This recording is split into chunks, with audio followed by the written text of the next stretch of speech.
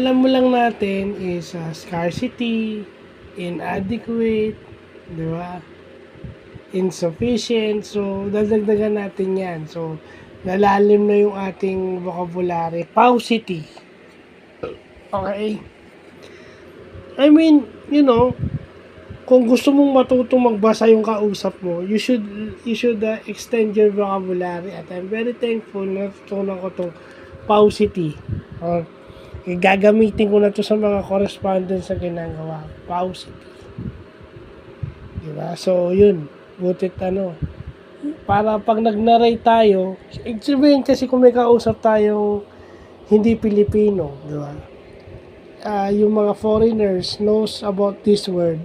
So, para maka-adapt tayo sa kanila to make our communication skills relatable to them, di ba?